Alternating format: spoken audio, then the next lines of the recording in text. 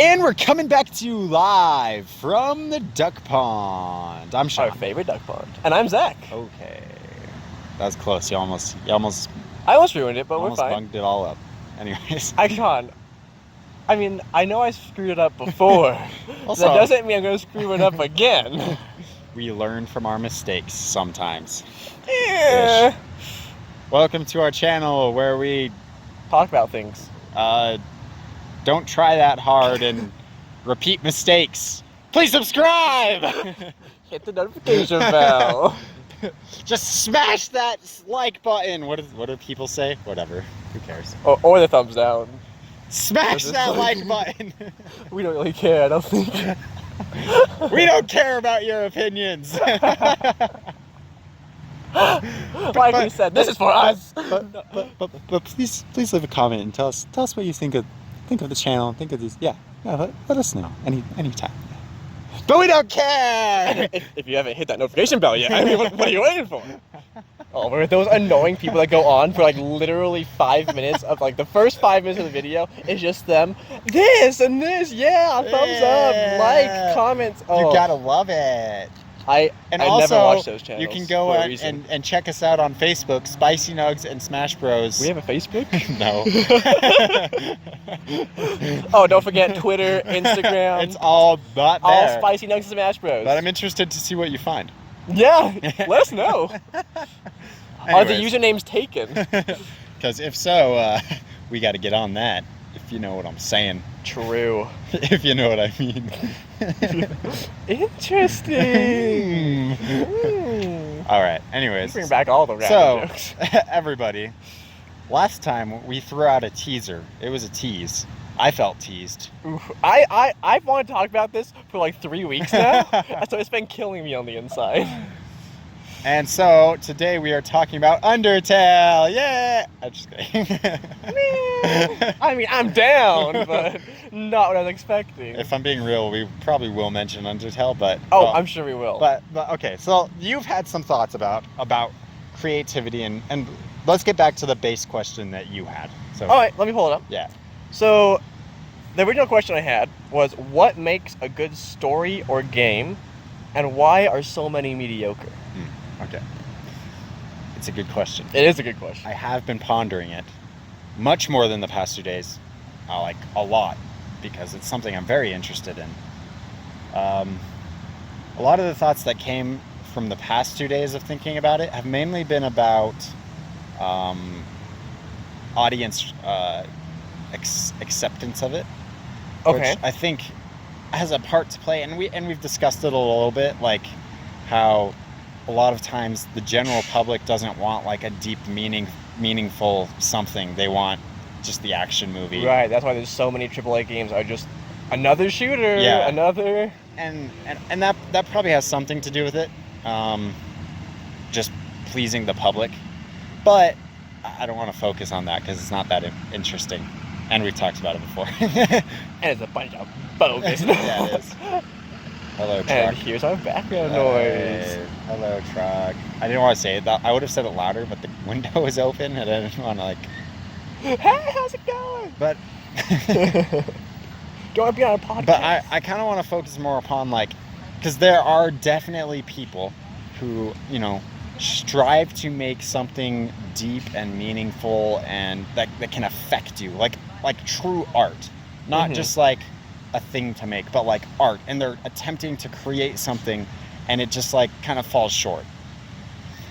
So I think I've seen that in so many indie games by like people who they're interested in game making or something like that, but they don't know what they're doing exactly, and they're making their first game or whatever, or a second game, and they pour their heart into it, and like you can see the passion they had, but it just doesn't hit the mark. So I guess number one would be like inexperience. Yeah. I think a lot of times they're like, it's like a passion project and they're trying it out for the first time and they're just experimenting with a lot of different things and it just doesn't quite come together in a great way.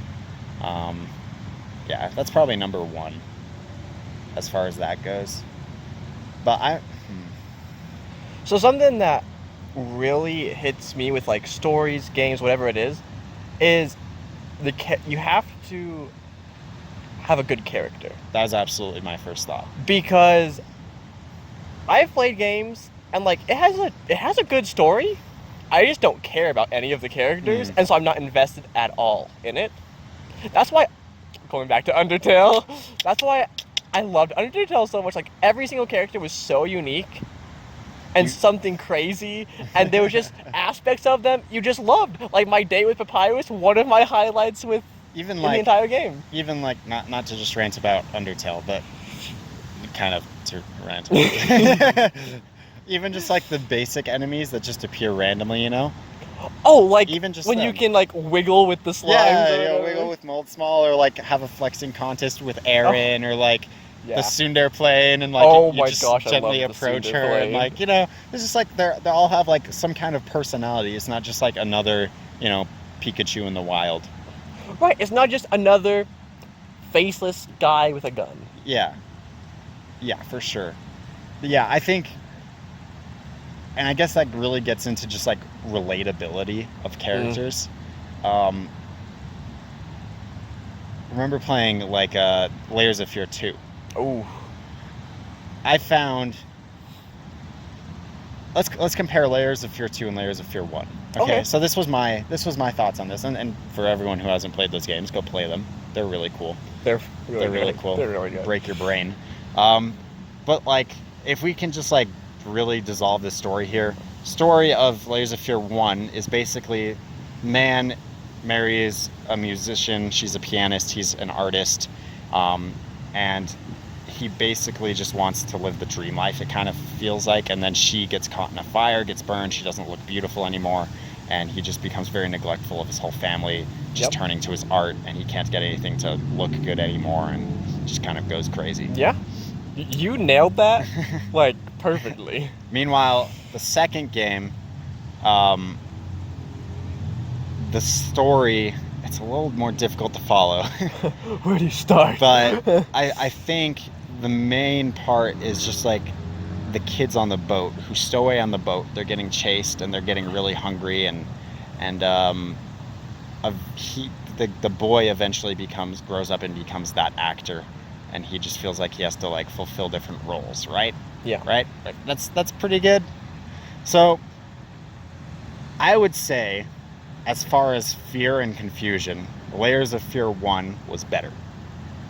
I agree. But I would say, as far as story, Layers of Fear 2 was better. Because I related more to the orphaned kids with the abusive father. Even as we were playing that game, we were like, oh my gosh.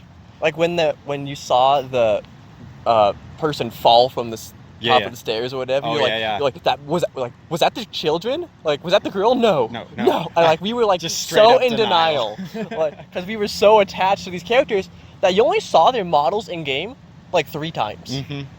The girl you saw once, I think, and the boy you saw 2 or 3 times. A couple times, just hanging around. Yeah, and like it was all just audio, but we were so attached to them. It's very interesting. Yeah, it's interesting because, like, the other story in Layers of Fear 1, it's still a very, like, deep and meaningful story, you know? I think it's still relatable in some ways, like an abusive father, but I think it's coming from the perspective of that abusive father.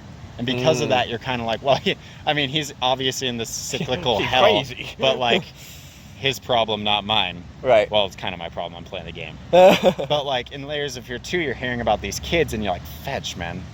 They don't deserve this. Oh. And so it's from, like, more of the sympathetic side of it. Which is, I guess, another interesting point. Because they're both relatable, but, like, you care more about the kids just because of sympathy. Okay, so we've kind of gone into, like, what makes the characters we like so enjoyable or whatever. Yeah. But say you're creating a character. That's what you want. Yeah. Where do you even start? Do you start with their background? Do you start with the design? Like, how do you make that into that? If you follow what I'm saying. Yeah. I feel like building a character is the most difficult part of any creative process, if any storytelling. Because I can build a world I've written, I don't know how many, like, openings of books, that's in quotes, okay? Just, like, it would make a good opening. It's just some flashy opening thing, someone dies, there's a big battle, you know? It just feels, like, exciting to get you pulled in. But, like, creating a character... Once you have to add on to that, it's like, oh, yeah, no. Yeah, exactly. It's just, like... I guess the best characters I can think of, they have that kind of sympathy and that relatability where you're like, man, and this extends even past like just like the classic heroes. Right. Even like Undertale as an example, Flowey, his character by the end of the pacifist route, you are able to relate to him and feel sympathy for him because he's Asriel. Right. You know? And so because of that, who was once the villain, you now feel kind of conflicted, and he is also like, well, he's not. You kind of see him in two perspectives. There's like one evil Flowey, but then you're like, but Asriel wasn't evil Flowey, but he was at the same time, and it's like conflict. I think that right there is the best kind of character to me, is one that you want to relate to but can't 100%. Because, like, it's one thing to just, like, throw a character and have them have, like, this gigantic, like, just totally, like, Oliver Twist. He's an orphan kid. He asks for more food. He gets turned down, you know? Just, that's, like, one thing. But, like, to be able to, like, be, like, he's relatable, but he also makes wrong choices. To go back to the tall man with the nurse. Yes. That's exactly how I feel about her. Yeah. It's like... Wow, I don't know how to put it into words. It's like, she's a good person, just making wrong choices. Yeah. And so, like, I can relate to her, wanting to be a good person, but then, like, everything she does, you're like, no, like, stop. Why are you kidnapping children? Stop it. But I agree, I think characters are... a big part of it. If not... And staying consistent with a character, I think, can be extremely difficult. That's true. Because it's like, you want them to do something, but was that actually what they would end up doing with their personality and story you've given them already? I think it's, like, truly difficult to build a character arc. Because, like, the main character, you know, they're going to have to go through all these trials. And essentially, in the end, wow, this one's going to be great in the capture. But it feels nice. Essentially, all of that arc, like, they have to overcome something within themselves by the end of the story. And, like, they have to change something within themselves. And then that brings issues for, like, if there's a sequel, or if the arc ends too soon through the story, like, then the rest of the story is just kind of boring. Kind of falls flat. Yeah. So, I don't know. Characters seem like... It seems like our general consensus is, like, the characters should be number one as far as understanding and creating art for a story. And so, to go more into the story side, at least with games, I feel like so many games focus on, like, the combat and the interaction in the game and neglect the story, when I can forgive a game with mediocre combat or mediocre action, or even simple action like Undertale. Like, you're just dodging projectiles and making choices, but the story is what really draws you in, and that's why I think Undertale is such a great game. Nobody has ever said, I play Undertale because of the great gameplay. Right, exactly. And I think that's where so many games these days miss the mark. They focus completely on the wrong aspects. If we're talking specifically games, though, it's a difficult balance to achieve, for sure. That's true. Because at its core, it is a game. Like, a person who's playing a game, even if they want to play, like, a game with a cool story, they still want to be playing a game. Right. Otherwise, you start leaning into, like, a visual novel. Like, I mean, okay, Doki Doki Literature Club is a bad example because that's really cool. But, like, at the same time, a lot of people's issues with Doki Doki Literature Club is it's like 2 hours at the beginning of just awkward flirting with like 4 different girls. You know? I loved it. I mean, I loved every moment. I mean, of it. there was a purpose. There was a purpose behind it, but like, it's still just like, holy fetch. I don't like dating simulators enough to care. When does the psychological horror tag come into this? Right. When am I gonna be scared? Yeah. What's going on? Which, I mean, there was a purpose behind that, and so like, but I mean, yeah, there's just the balance you got to strike, because otherwise, if you go too far one way, it's like visual novel. It's not really a game anymore. Which I think at the core of games, the reason it's a game is like you interact with what's happening inside the story. Right. But on the other side of that, you just eliminate the story entirely almost, and you have, I don't know, any shooter, mobile game basically, where it's just something to like kill time, but it's not going to stick with you. Nobody talks about paper toss anymore. No. Wow, I forgot that existed. I know you did. Hill climb. The deep, meaningful stories and relationships built in those games, you know. We could go into that. No. That could be a fun topic. The look on your face for a second, you're like, oh, wait. You know, I tried the idea of like, if we can talk about balloons ascending, we can talk about the deeper meaning of paper toss. Well, tune in next time. I did want to branch off away from just stories as well, though. Okay. Because I feel like, you know, art is a very large medium. And more than just stories can impact you. I'm very big on music, obviously, but there's also like paintings and photos and just like, you know, so many different ways to impact people. So like I wanted to ask the same question, but rooted not necessarily just in stories, but like in all art. Like, what makes art impactful versus just kind of mediocre? So, real art versus modern. I mean, well, that's the thing, because people bring like modern art, and like you get. I mean, it's like here on campus. Like you go up like by the freaking computer building, you know, the computer technology building. And there's like those weird squiggly things coming off the building. You know what I'm talking about? Yeah. And it's like that is art, but I mean, I just kind of look at it and move on. Right. It's just kind of there. It's like that's kind of cool. Yeah. And then you forget about it. Yeah. Meanwhile, like I can look at a different there's a different statue also near the computer science building where it's like 2 hands like this. Oh yeah. Yeah. See, immediately you knew what I was talking about, and like somehow that one's more impactful. So like what makes like a person be like I care more about this versus that? I think art that I like, at least, has a meaning, or like it's trying to tell something.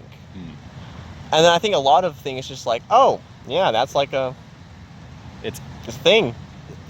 It's there. That's interesting. So you're saying that, maybe this is the wrong way to put it, but like, so like art that has meaning behind it versus just art for the sake of being art. Right. Like that's why. I'm gonna hurt some people's feelings here. Oh, go ahead, man. I really don't like modern art. We said we don't care about them. That's true. It's true. I'm not a fan of modern art. Yeah. Like at all. I look at it and I'm just like, no. Yeah. Or even like I think like splatter paint can even be like, it can look alright. Yeah. Like, but like, I'm not gonna be like, oh man, I poured my heart and soul into this one swipe of the. Oh, like, I don't know. I think it's nonsense when people are like that. But then, like, you can look at, like, say a painting with, like, it's like a lake house with, like, a nice, pretty lake, trees behind it.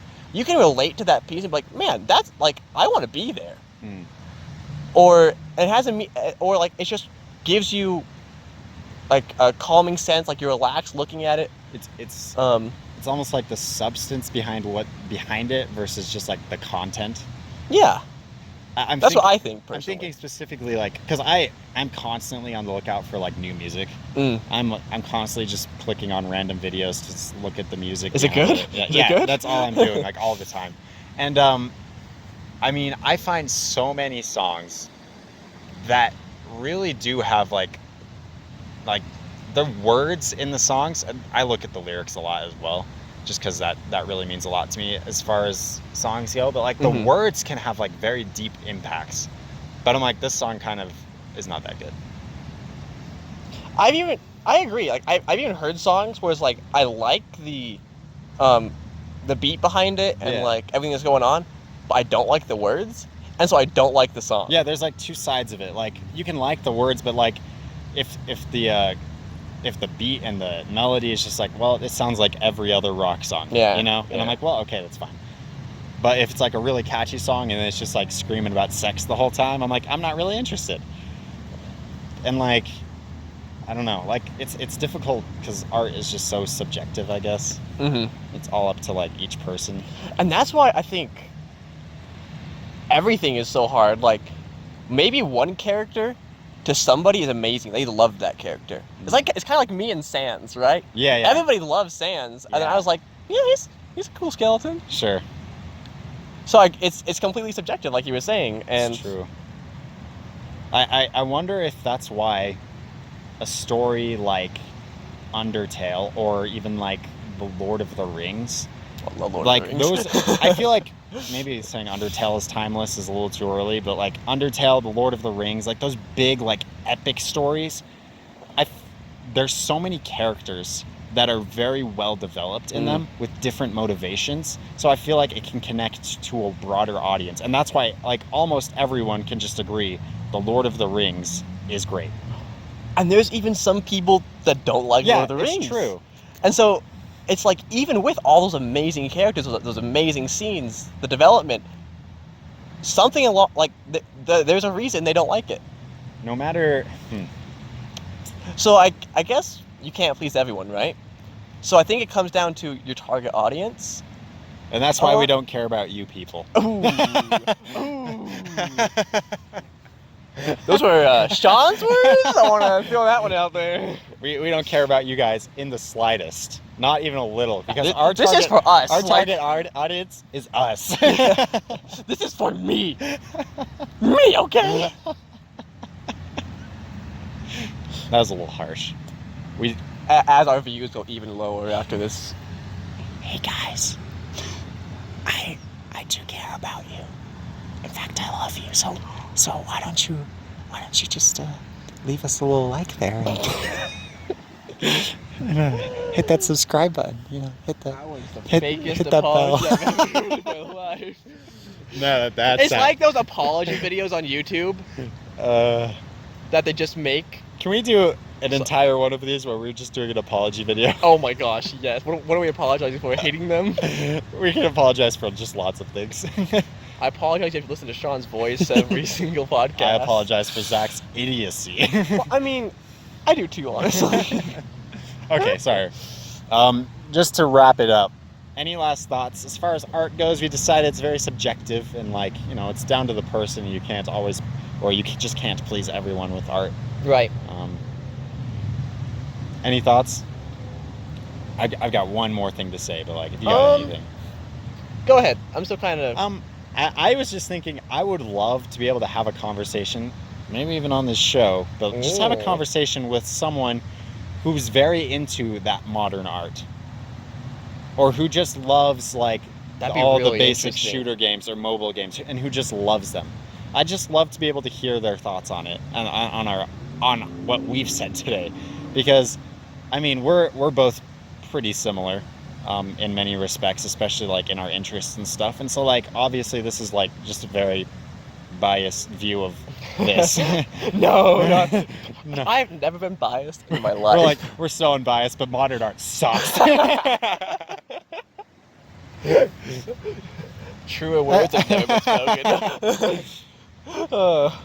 But maybe, yeah, I'd love to talk with someone with that, and then just to end it off, a quote. Ooh. Okay, that I found while writing my English paper. I'm excited. Olin Rogers put it in one of his videos. As he was talking about his days in college and having a professor, an art professor who just failed him at everything because he didn't do things the way the professor wanted. So he went to someone he trusted very deeply, namely his mom.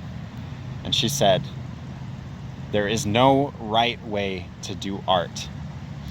And if anybody tells you differently, screw them. So pretty much I'm just wrong. Yeah, you're wrong. That's what I was really getting at, Zach. You're an idiot. Let's get to the main purpose of all these, of every single one of these videos. Zach is stupid. Okay? And you know what? I knew there was a meaning behind I this. consider what I just said art, and Zach can disagree, but it's art, so it's very subjective. And well, I mean, at the same time, I think Sean's just an amazing person with great hair, and funny jokes. Well, now I feel bad. And okay puns every now and then. Hey, great puns. Subjective. It's art. I think that's a great spot. Yeah, I think we're good here.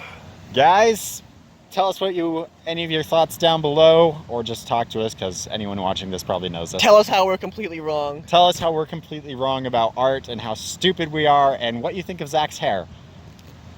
What? I know I need a haircut, okay? Anyways. I hate you! Every episode from now on is gonna end with, I hate you! As always, thanks for watching. I'm still Sean. And I'm still Zach. Bye-bye. Bye.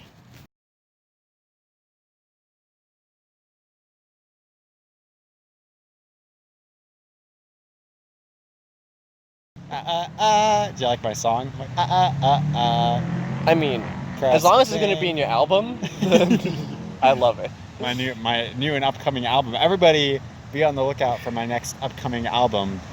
Zach can suck it. I hate this album. I'll take it back. You're gonna love it, man. There's a lot of songs that are about you. All of them are like breakup songs. I hate you. It's too late to apologize. Yeah. It's just covers of all those songs. Cool. I'm looking forward to this album. Yeah, you will continue to look forward to it. I expect it by next week. Yeah, continue to look forward to it for like the rest of your life. Oh man.